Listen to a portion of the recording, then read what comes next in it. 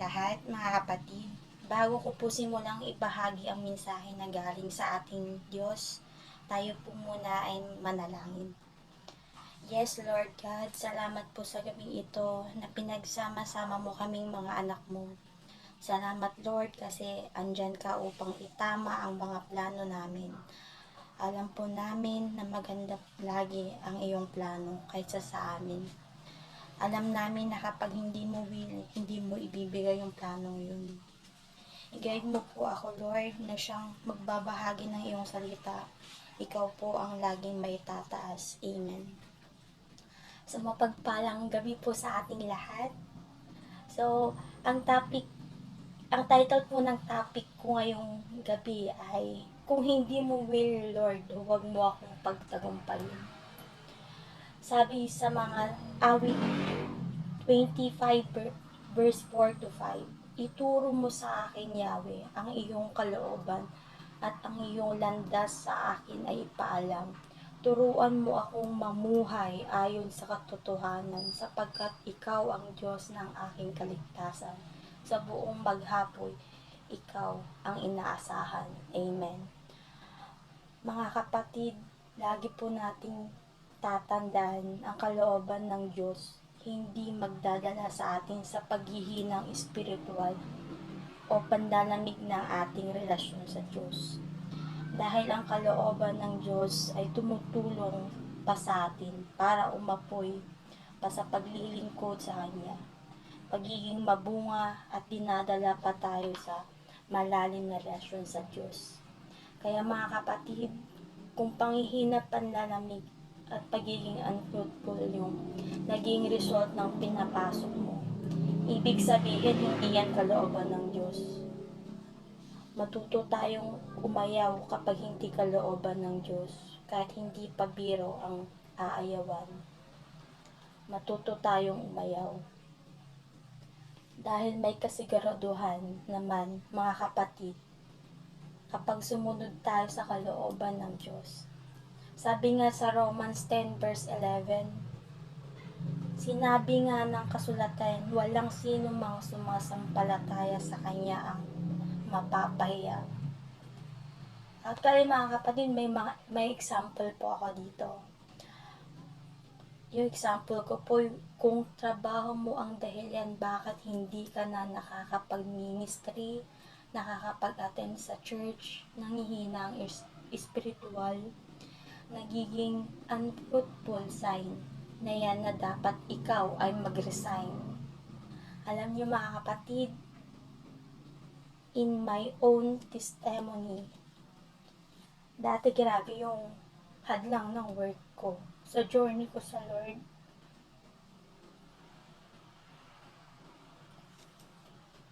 Yung mga schedule na binibigay sa akin ay talagang hindi na-align sa gawain ni Lord. Lalo na kapag Sunday. Dati sa work ko dun sa La Rose, kung malalaman niyo po, gusto ko magsimba dyan sa may SM. Sabi ko sa TL namin, mag-SIL po ako. SIL sick leave po. Kasi may wawalo kaming ganon SIL. So, hindi naman po pwedeng every Sunday ko po gamitin yun kasi iba-iba po yung schedule namin. May pang umaga, may tanghali, may pang gabi. So, yun po. And super lakas ng condition ng Lord nang umalis na ako. Dahil aanhin ako ng word ko, mamamatay naman ako sa spiritual. Medyo okay pakinggan, pero I believe ganito yung puso ng mga taong sa Diyos. Ayaw ko mamatay ako sa spiritual dahil sa trabaho. Sa halip, gusto ko magtrabaho sa naaayon sa kalooban ng Diyos. Yung nag-resign ako, ito yung sabi ni Lord, anak, mag-resign ka na. Yung time na yun, medyo takot pa ako.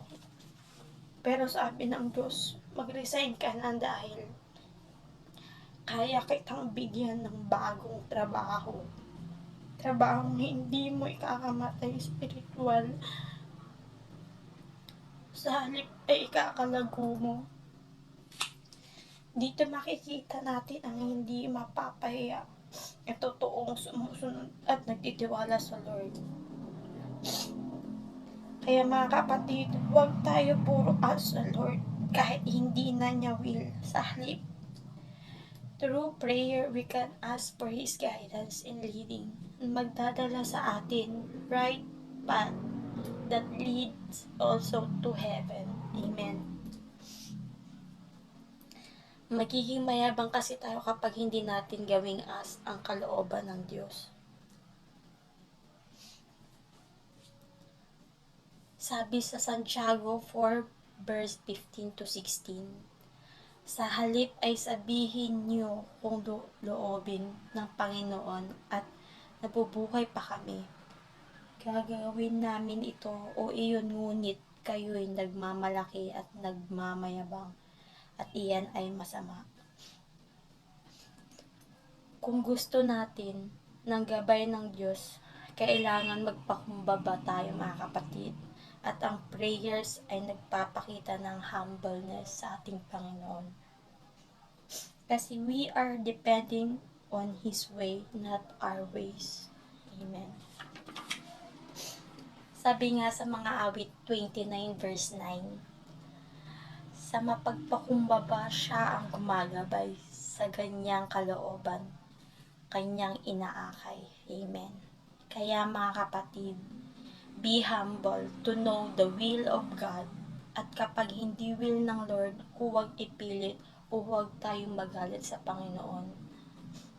Sabi sa mga awit 119, 2-3, mapalad ang sumusunod sa kanyang patakaran, buong pusong naghahanap sa kanyang kalooban. Ang gawain ay matuwid. Namumuhay silang ganap sa kanyang kalooban, ay doon sila lumalakad. Kaya mga kapatid, starting tonight, let this be our prayer always, na Lord, kung hindi mo kalooban, ayoko nito. Please, huwag mo kaming pagtagumpayin dahil hindi namin kayang mawala ka sa amin. Amen. Thank you so much, Sister Clarissa. Grabe po yung message mo. Nakaka-bless. Tunay nga, kayang gamitin ng Lord kahit na sino. Amen.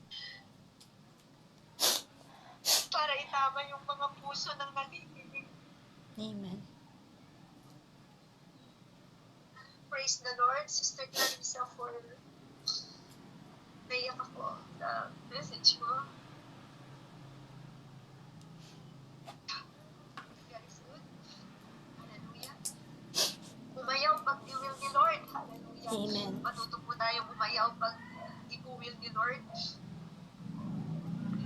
Paano natin malalaman kung ito yung will ni Lord o hindi? Sana po mga kapatid, this is the time to read our Bible. Yes, Lord. Doon po natin malalaman kung will niya o hindi sa buhay natin. Ang gusto ng Panginoon mga kapatid is yung makalakad po tayo doon sa path niya, makalakad po tayo doon sa kagustuhan niya, even it is hurt, it is hard for us to walk in His will. Ang Holy Spirit po ang laging nandito sa ating buhay, sa ating puso, para malakaran po natin yung will ng Lord. Amen.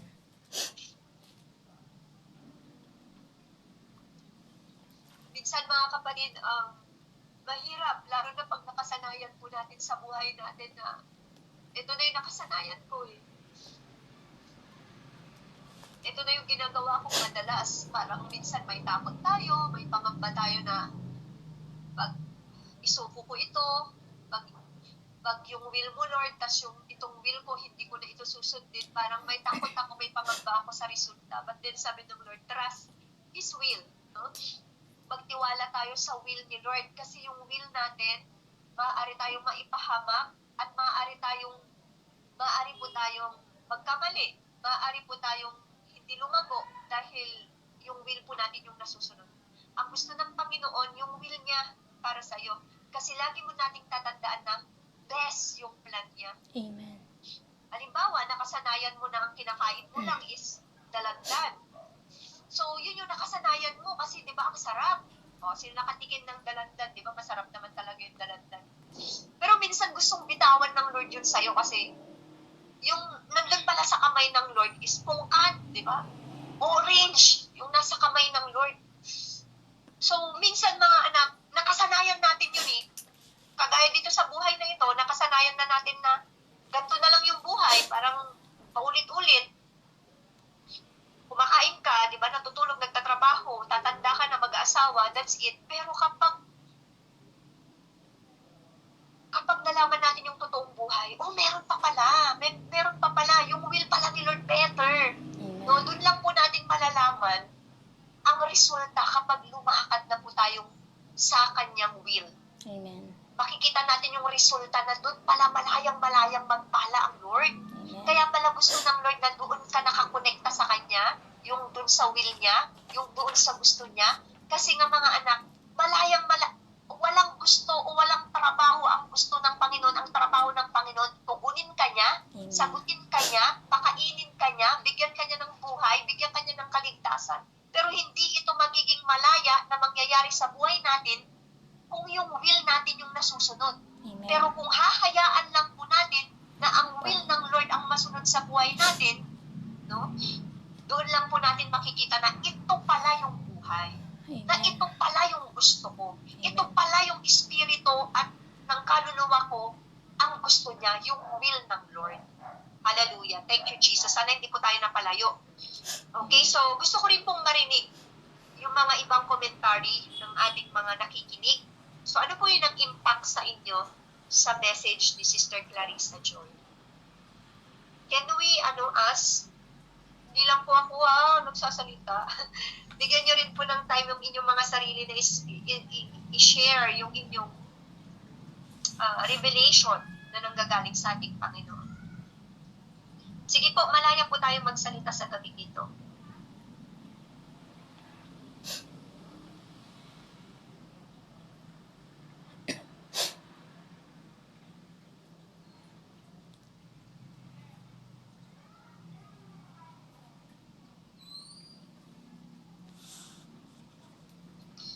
Hello, Te. Good evening po sa lahat. Go ahead, Sister Maricar. Yung nagrema po sa akin is yung ituro mo sa akin yung kalooban. Di po ba ang buti ng Lord? Amen. Kasi ang mga kalooban niya ay para sa kabutihan natin at ikalalago ng buhay natin, buhay espiritual, buhay pananampalataya. Kanina, nagbukas kami ng pangbata na damit sa shop ni Ate J. Hapon na po nun, hapon na namin binuksan. Bigla na lang nag-flashback sa akin lahat yung nangyari sa akin last year na nakunan ako. Tapos sabi ko kay Ate Lorna, kung hindi ako nakunan Ate Lorna, siguro yung baby ko malaki na. Kasi na to sa kanya. At then, ang kalooban ng Lord is hindi nabuhay yung baby. Nagpapasalamat ako sa Lord kasi kalooban niya yun. Kasi tinuturuan ako ng Lord na magtiwala kung ano man ang kalooban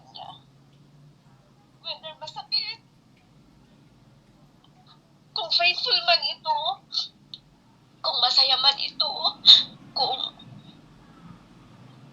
kung marami siyang tatanggalin sa buhay mo, kalooban niya yun eh.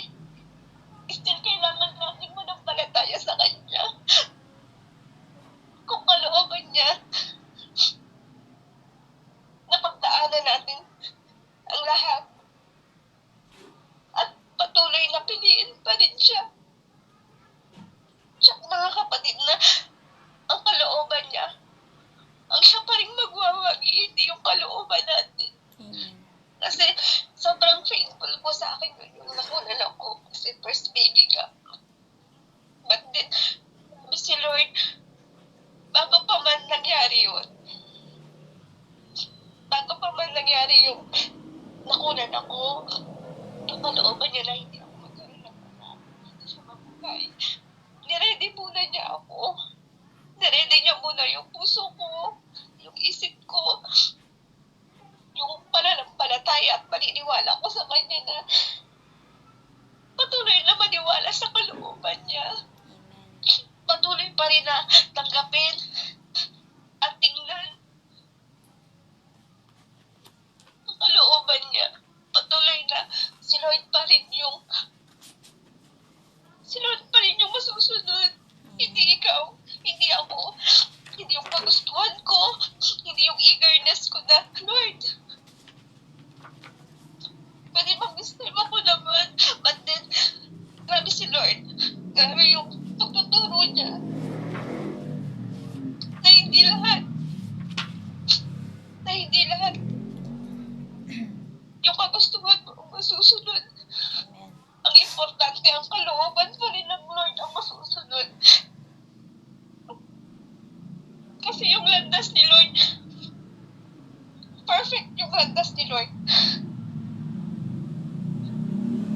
Kaya grabe si Lord, bago pa man nangyari ang lahat, inuruan na po ng Lord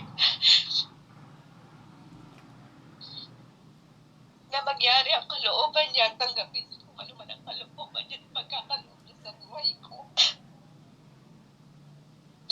Grabe si Lord, nandyan siya. Laging nandyan siya at hindi siya mawawala.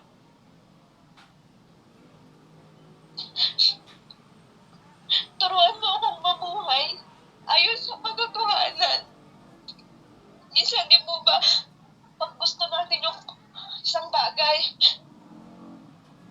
tapos biglang hindi ibibigay ng Lord. Minsan, parang iisipin natin na ayoko itong mangyari. But then, sabi ng salita ng Panginoon, turuan mo akong mabuhay ayon sa katotohanan. Kasi di po ba dati, puro lang kasinungalingan ng mundo, ng sanlibutan, ang naririnig natin. But then, praise God, hallelujah, ang buti ng Lord. Kasi, tinuturuan niya tayong mabuhay ayon sa kalooban at katotohanan na nanggagaling sa ating Panginoong Jesus. Grabe yung pag nagkaloob ang Lord, siya, mga kapatid, whether masakit man ito, painful man ito, or masaya, but then, piliin natin na maniwala at sumampalataya at manalig sa ating Panginoong Jesus dahil siya, may magagawa siya. Ang Diyos, ang Diyos mga kapatid, nandun siya. Ang Diyos buhay. Kaya mga kapatid, nung iisip ko na, minsan, ang hirap, may sakit ako.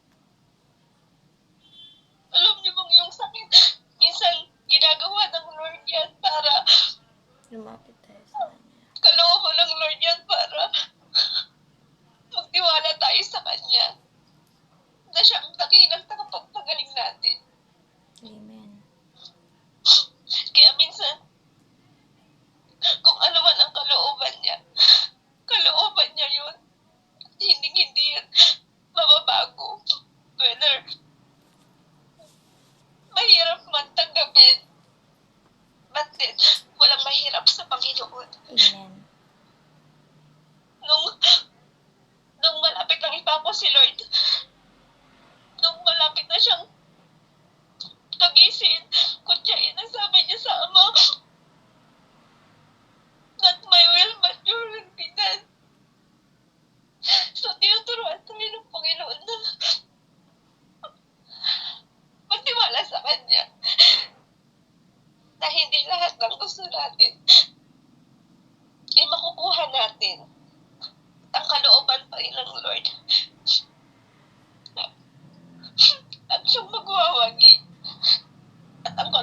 pa rin ng Lord ay mabuti para sa atin, hindi sa ikakasira natin.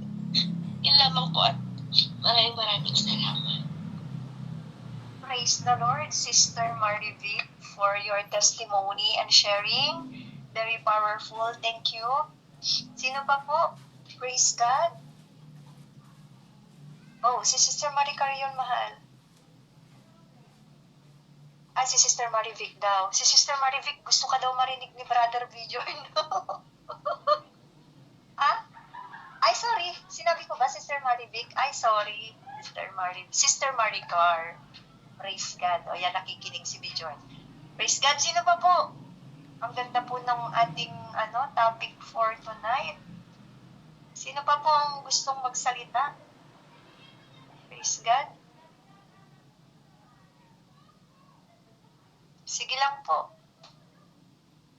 Nakaka-bless naman po yung gabing ito na marami po tayong natutunan at truly na nagrema po sa atin, no? Gusto talaga ng Lord na yung makontento ka sa Kanya, una sa lahat muna. Kasi di ba ang dami nating desire, kahit na ako, ang dami kong desire, no?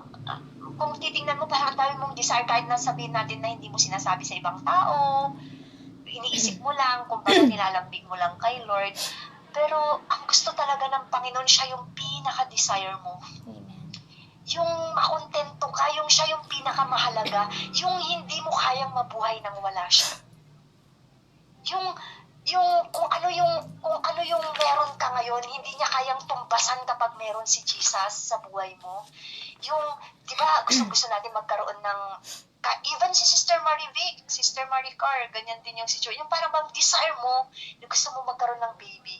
Pero when the Lord is already in you, bonus na lang yun. Yung parang, I have Jesus in my life. Parang, yes Lord, thank you. Meron akong 3 anak, meron akong Hezekiah and everything, meron pa akong asawang pogi. Diba? Pero actually, bonus po sila, bonus. Sabihin na natin napakalaking pagpapala. But then if you have Jesus, kunin man sila ni Lord. Di ba? Yung hindi ko naman po hinihingi na kunin sila ni Lord. Pero pag dumating man po yun at kalooban niya, if you have Jesus, makakahinga ka pa rin. Meron pa rin joy. Meron pa rin pagpapatuloy. Kasi you have Jesus. And if you have Jesus, you have everything in life. Nung nakilala mo si Lord, hindi ka na grabe, hindi ka na obsessed sa hinihingi mo. Dahil meron ka ng Jesus na kumukumpleto sa buhay mo. Yung sinabi ni Abednego, ni Shadrach, ni Meshach na, Lord, sabi niya, kahit hindi kami iligtas ng aming Panginoon, hindi pa rin kami sasamba sa Diyos-Diyosan. Alam mo yun, kahit hindi ibigay yan ni Lord, basta't magpupuri pa rin ako sa Kanya kahit wala yan, kahit anong paman. Kahit kunin ni Lord, sobrang hirap kapag kinuha ni Lord, but then, basta't huwag ikaw, Jesus, ang mawala sa buhay ko. Kasi yung kaluluwa mo, yung espiritu mo na kay Jesus, yung para bang hindi mo na talaga kayang mabuhay nang wala si Jesus. Kaya yung physical body natin, manghina man, mamatay man yung physical mo, hindi pa rin yan yung pinaka-importante. Ang mahalaga, buhay yung espiritu at kaluluwa mo nagsasabi na makakasama mo si Jesus balang araw. Kahit mamatay yung physical mo, still meron ka pa rin buhay na makakasama mo si Jesus. Yun yung magpapapuno sa'yo. Yun yung nagpapaganap sa'yo ng buhay kapag meron si Jesus. Kaya pag hindi mo nalakaran yung will ng Lord, para kang patay. Sabi nga ni Sister Clarissa, ayokong mamatay sa spiritual. Kaya magre-resign ka sa trabaho. Halimbawa, sa trabaho mo, umiikot na lang trabaho. Wala kang pagsamba, wala ka ng time sa Lord, hindi ka na nakalulukod, hindi ka na nakakapag-pray. Sabi ni Sister Clarissa, i-resign mo. Totoo yan, mag-resign ka. Kung gusto mong mabuhay yung spiritual mo, ipaglaban mo yung faith mo. Kasi alam mo na kapag buhay yung spirito mo, yun ang pinakamahalaga. Kasi gagawa, si Lord ang gagawa ng kaparaanan para mabuhay ka at kumain ka sa mundong ito. Kung bakit ano yung lahat ng meron sa'yo ngayon, bakit ka nabubuhay, bakit meron kang anak, meron kang lahat ng meron sa'yo, hindi yan galing sa'yo. Galing lang lahat yan sa Panginoon. Dahil lang yan sa awa ng Diyos sa'yo. Kaya sana yung buhay mo, huwag mong ibigay sa tao. Yung buhay mo, ibigay mo sa Diyos. Hallelujah. Kaya yung buhay mo, huwag mong gamitin sa galit, sa hinanakit, at hindi pagpapatawad. Gamitin mo yung buhay mo to glorify Him. Hallelujah, praise God. Hallelujah, praise the Lord. Hope mga kapatid na na-bless po tayo sa gabi ito. Sino ba po? Baka meron pa pong nais magsalita. Sister Janisa. Hello. Magandang gabi, Hello, sis. Hello, Sis Maribig. Sige, magsalita ka ngayon, Sister Maribig. Kasi naiiyak ako kay Marika eh. Yes, praise God. Sige, go ahead, sis. Naiintindihan ko yung nararamdaman niya. Pero, lilipas din yan, Marika. Kasi, mas, ano ka eh, nakilala mo ang Diyos eh. Unang nakilala mo ang Panginoon. Kaya, mas, mas legit mo mauunawaan. At, patuloy mo lang ipag-pray sa Panginoon yung nais mo. Pangalawa, bigyan ka ng lakas. Bigyan ka ng malawak na pag-unawa. Kasi sa mundong ito, talagang, although may faith ka sa Lord, although na meron pananampalataya ka sa Lord, marami ka pa rin na-encounter na mag-aano sa'yo. Yung parang titilisin pa rin yung pananampalataya mo sa Panginoon na parang sila yung mag-worry sa'yo, parang sila ang mag-iisip. Parang merong time na tatago sa puso mo, pero kung isipin mo yung kabutihan ng Diyos, kung paano ka manampalataya sa Kanya at magtiwala. Kagaya nga sa akin, talagang partners din niya sa akin talaga, pero tunay na napakabuti ang Diyos kasi iniisip ko pala kahit maraming kakulangan, sabihin natin, hindi binigay ng Panginoon, hindi pinagpalad, hindi binigay ng Diyos. Nagpupuri pa rin ako sa Kanya. Bakit? Kasi hindi niya ako pinabayaan at hindi niya ako iniwan kahit kailan. Kasi yung mga needs ko, yung mga pangangailangan ko, yung kagalakan ko, yung pang-unawa ko, na kahit katitiris-tirisin, yung pang-unawa pa rin, yung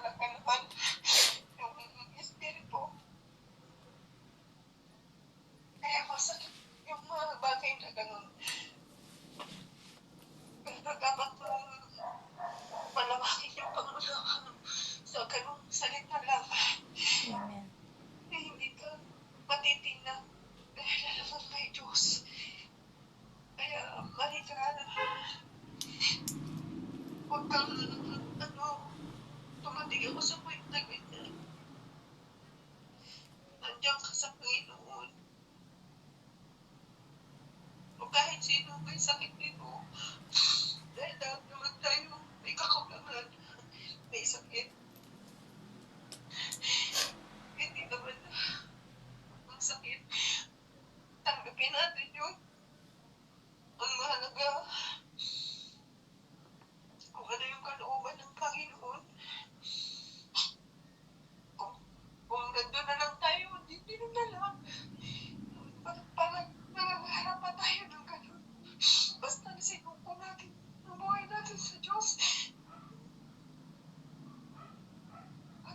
Di ba? Kung binigyan tayo ng magtitinding sakit,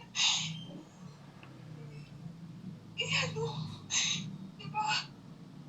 Ang mahalaga yung Espiritu mo. Kahit na naglagas-lagas na dyan, kahit na kung anong matamaan sa katawan natin, di ba? Masasakit pa ba yung salita kaysa sa sugat? Parehas naman na yung masakit. Di ba? Ang mahalaga, nilalabanan natin at pinagkakaloob sa Panginoon ng sakit. Yung nararamdaman. Kasi sa Diyos naman ng kagalakan.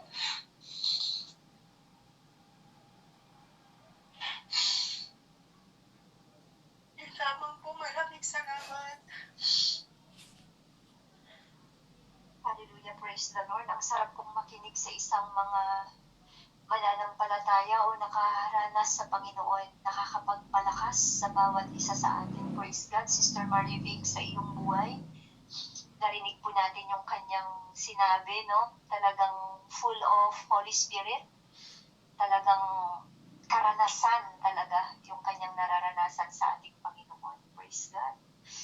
Hallelujah. Sino pa po? Meron pa po bang gustong magsalita sa gabing ito? Praise God, Sister Marivic, na-bless po kami sa iyong testimony and sharing. Grabe, no? Talagang, if you have Jesus already, Amen. whatever the will of God, bibigyan ka ng Lord ng acceptance. Siya mismo ang tutulong sa'yo para tanggapin lahat ng anong meron ka ngayon. Kasi if ang pinakamahalaga kasi si Jesus, kapag nandyan na sa'yo, Amen. wala ka na dapat i-worry at wala ka na dapat ipangamba sa buhay. Hallelujah. Praise God. Yes, tao tayo, nangangamba, nag-worry. Pero saglit lang po yun, hindi nagtatagal because we have a powerful God. We have a loving God. We have a comforter God. We have shield. Hallelujah. We have healer. Meron pong tagapagpagaling. At kung sabi nga ni Sister Maribig, kung hanggang dyan lang yung binigay ng Lord sa'yo, ang mahalaga yung spirito mo. Amen. Buhay na buhay, hindi namamatay. At kapiling natin siya. Hallelujah. So, habang tayo pa po'y nabubuhay, ibigay po natin yung buhay po natin sa ating Panginoon. Yes, si Lord, siya po lahat ang tagapagtugon, pero kung hindi binigay yung nais mo, hallelujah, pasalamatan mo pa rin si Lord. Kasi pag meron kang Jesus, ano pang hahanapin mo sa buhay? Sabi nga po dun sa Psalm, kahit isang araw lang na tumira ako sa Panginoon, sa presensya niya, mas maigi, mas masarap kahit isang araw lang. Kesa naman yung 1,000 buhay, pero ibang tirahan ko. Hallelujah, sabi ni David, mas gusto niya yung isang araw lang na tumira basta sa presence ng Lord.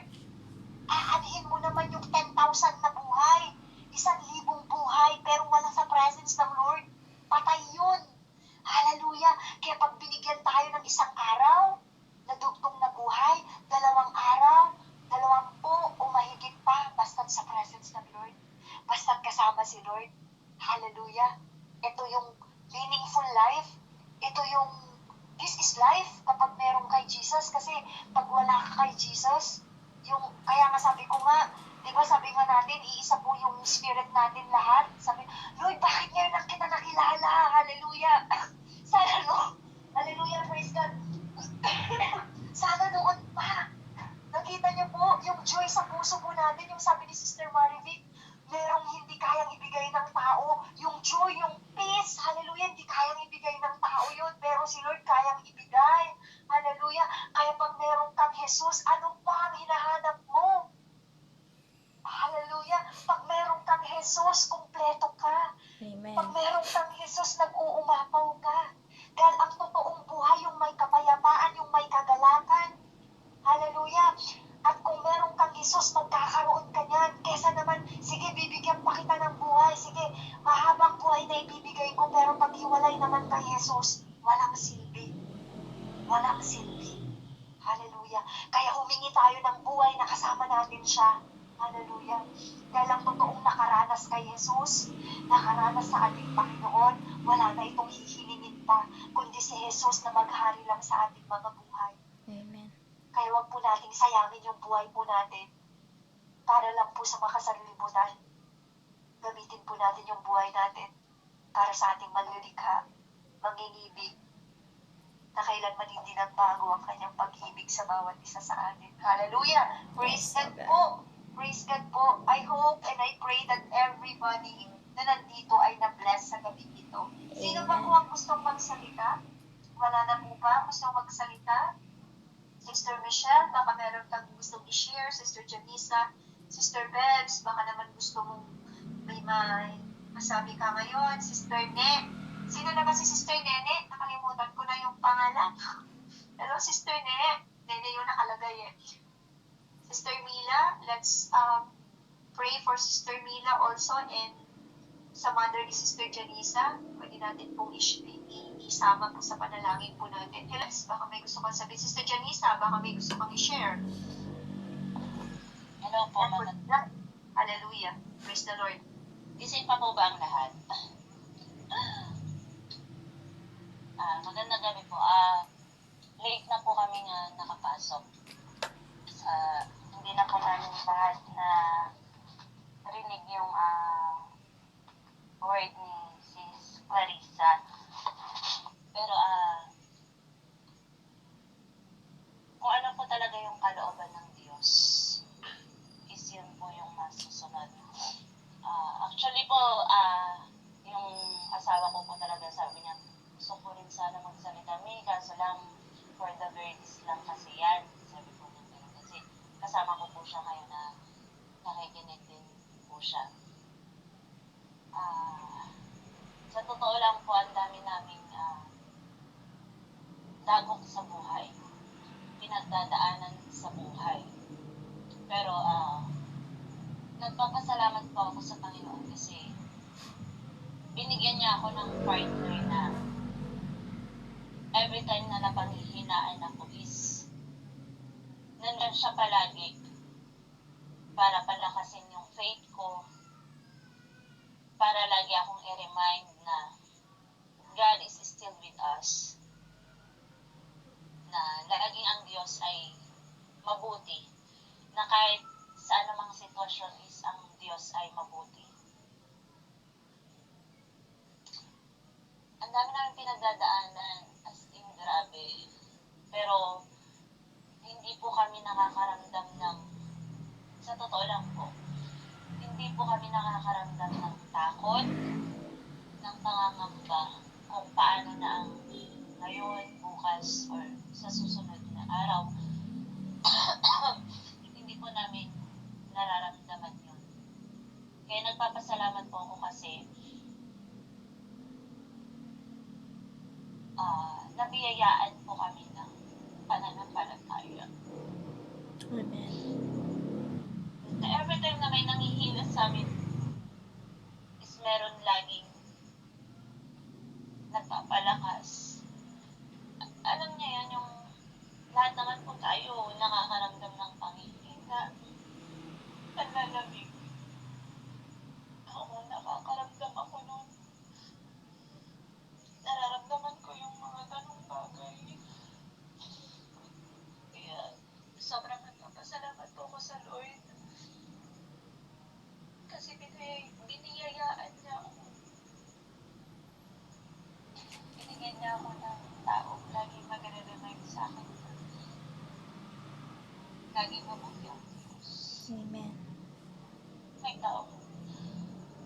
tao na lagi ka dyan para sa akin na palakasin ang pananampalataya ko.